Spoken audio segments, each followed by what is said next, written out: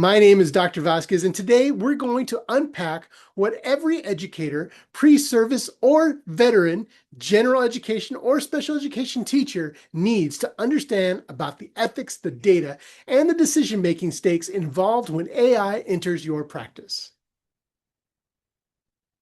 Consider these numbers. A 2025 report from the Center for Democracy and Technology found that 85% of teachers have used AI in their professional role over the last year. And among special educators specifically, 57% reported using AI to help develop IEPs and 504 plans in the 2024 school year alone. That's an 18% jump from the year before.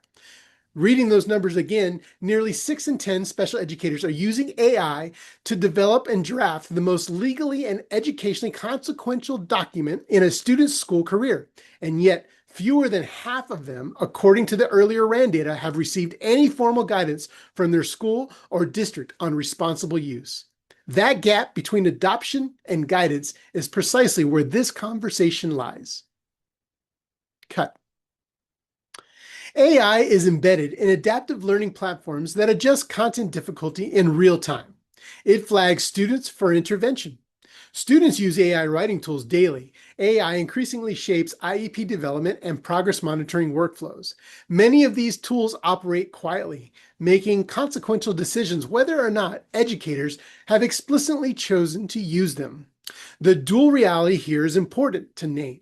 AI can expand access for students with disabilities and support multilingual learners, personalized instruction in ways no single educator could achieve alone. And at exactly the same time, AI tools can reflect historical bias, collect sensitive student information without adequate safeguards, and create a false sense of objectivity that may actually discourage the professional judgment educators bring to every decision. Both of these things are true simultaneously. That tension is the ground we are standing on today. So what are we to do with all that tension? We start with principles. CITL's practitioner guide anchors responsible AI use on 5 core ethical commitments. These are not abstract ideas. Each one connects directly to decisions that you make or fail to make every day. Principle 1, transparency. You need to understand what an AI tool does, how it generates its recommendations, and what student data it uses to function. When a platform is a so-called black box, you can't see inside of it. You can't evaluate whether its suggestions are sound. An adaptive reading platform, as an example, could recommend skipping a student from a higher reading level without explaining whether it weighed fluency data, comprehension data, or both. It gives you no foothold to judge whether that recommendation aligns with the student's IEP goals or present level of performance.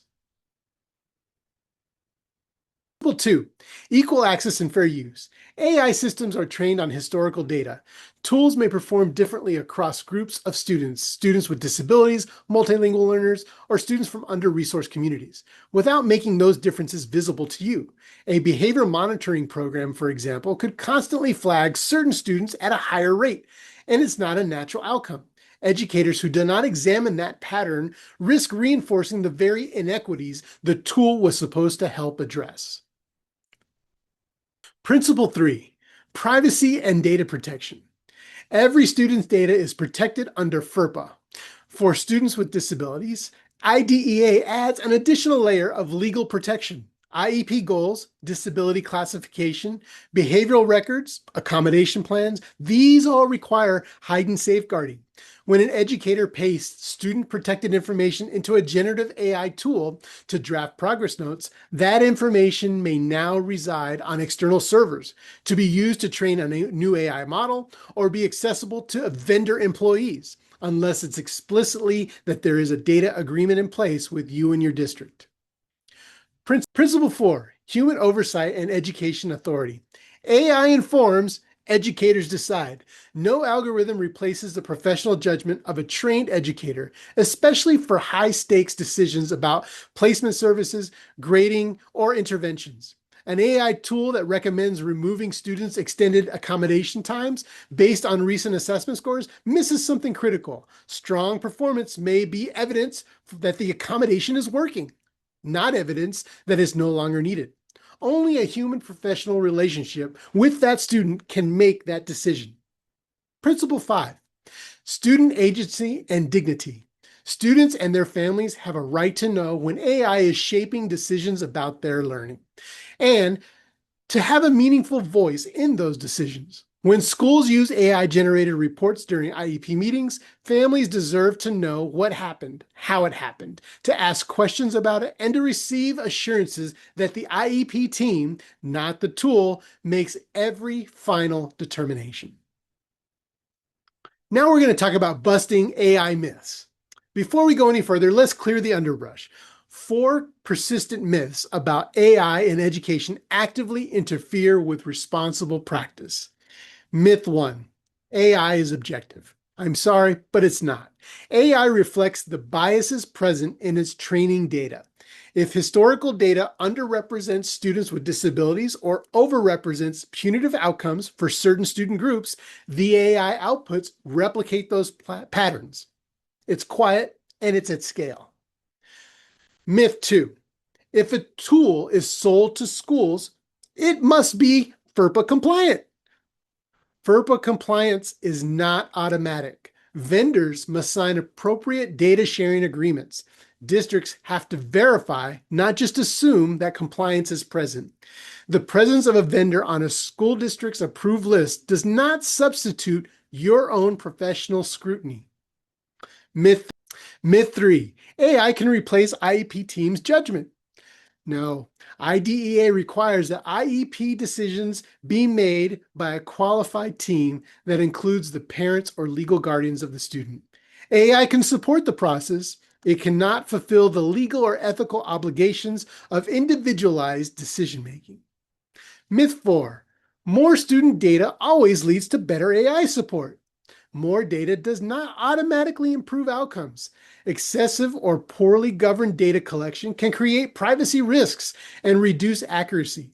What matters is purposeful data collection, clear safeguards, and ongoing human oversight. Now we're going to talk about what data is collected and for whom. AI educational tools collect data across several categories. For example, academic performance, behavioral patterns, engagement indicators, and some tools, biometric data. For example, voice patterns, eye tracking, even emotional recognition. For students receiving special education services and IEP goals, disability status, accommodation records, and related service logs might also be part of the data mix. That final category carries the heaviest legal protection. But beyond what is collected, ask a more interesting question: for whom? Beyond talking about what is collected, ask an interesting question: for whom is that data collected? There is a fundamental distinction between using data to support a student and using a student to generate data that improves a commercial product. When an adaptive platform adjusts content difficulty based on performance, that data is in service of learning. When a platform, however, collects data and detailed behavioral information to refine an algorithm or train a future commercial product without clear, informed consent from families or schools, the student has become a resource, not a beneficiary. So ask yourself every time, is this data collected necessary for my student learning, or is it primarily serving the vendor's interest? If you cannot answer that question from the tool that you have and documentation in the tool, the silence itself is your answer. Now we're going to transition to keeping the educators in the loop. CITL's framework for responsible AI integration describes educators as critical consumers, not passive recipients of AI outputs. That distinction matters across 3 domains where AI is increasingly active. On instructional differentiation, AI can analyze performance data and suggest personalized learning paths. Educators, however, must verify those recommendations align with learning targets, content standards, and IEP goals, not just algorithmic scores. Without oversight, students may be routed to oversimplified content that fails to address the full complexity of their learning profile. In progress monitoring and assessment, AI can generate summaries, flag students for intervention, and visualize trends. Educators must interpret that data in context, confirming that flagged patterns reflect genuine need rather than bias in how the data was collected or weighed. Over-reliance on AI summaries can lead to a premature change in placement of services. In IEPs and individualized learning plans, AI can draft goals, suggest accommodations, generate progress narratives. Every AI-generated goal must be individualized, reviewed by the full IEP team, including the family, and grounded in the student's actual needs, not generic templates that algorithms apply across every student with similar diagnostic labels. An AI-drafted IEP that skips this step may be legally inadequate under IDEA's individualized requirement. Now let's explore an example case, the Miss Torres case. Here's what responsible AI use looks like in practice. Miss Torres is a special education teacher. She uses an AI tool to generate first drafts of IEP goals from her students' assessment data. The tool produces goals that are grammatically polished and data referenced. On the surface, they look very professional. But when she reviews one student's draft, she noticed that the AI algorithm has recommended reducing speech-language services based on a standardized score, without accounting for recent family transitions affecting the students or qualitative observations she may have and the speech-language pathologist may have provided over months of documented work. Ms. Torres does not accept the draft. She uses it as a starting point, revises the goals to reflect the full picture of the student's needs, and brings both the AI-generated draft and the revised version to the IEP meeting so that the family can see exactly how the team applied their professional judgment. AI supported her efficiency. Her expertise protected the student's right to an individualized, appropriate education. CITL offers a practical three-phase framework for every AI tool decision you face, drawn from CITL Responsible AI Integration Framework and aligned with the Brookings Prosper, Prepare, and Protect report. Before you adopt a tool, ask, have I reviewed the privacy policy for FERPA and IDEA compliance?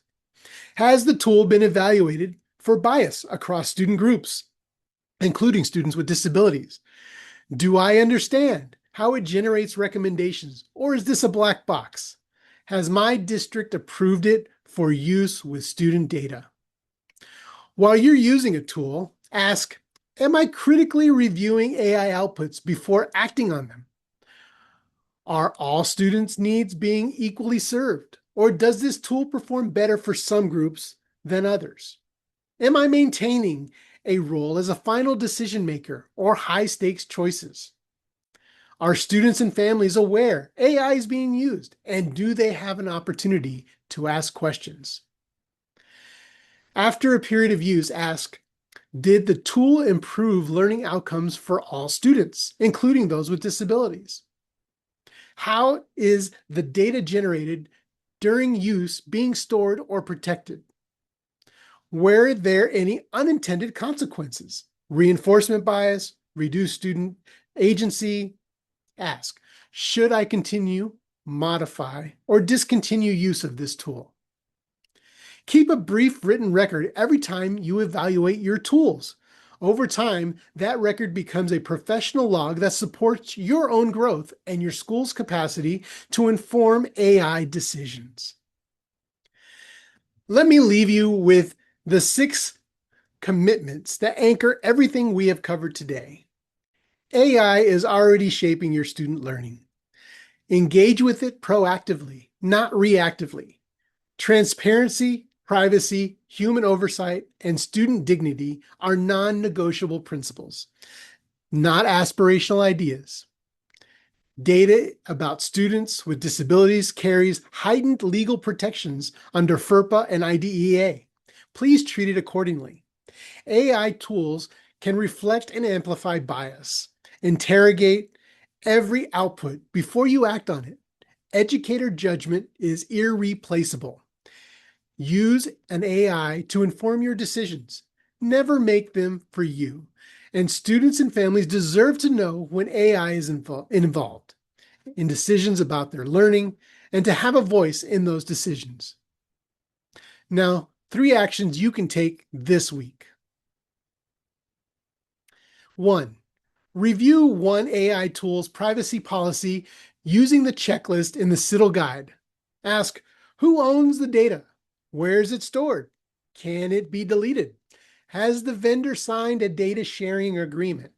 If you cannot find the answers, that is information. Raise it with your technology coordinator. 2. Share this resource with a colleague. Start a conversation with your personalized learning group, your department, or your IEP team. Ethical AI use is a collective responsibility, not an individual burden. 3. Please visit the CITL.org website. The Center for Innovation, Design, and Digital Learning offers frameworks, webinars, and a practitioner community designed specifically for educators navigating these difficult questions. In closing, a responsible AI use is not a one-time decision. It's an ongoing practice of critical evaluation, reflection, and advocacy. Every time you adopt a new tool, every time an AI-generated recommendation lands on your desk, every time a student's protected information is about to enter a system that you don't fully understand, you get to make a choice. Students with disabilities, multilingual learners, students navigating multiple and overlapping support needs cannot afford for that choice to be passive. Be the educator who asks the difficult questions others have not thought of to ask yet. Thank you. Have a wonderful day.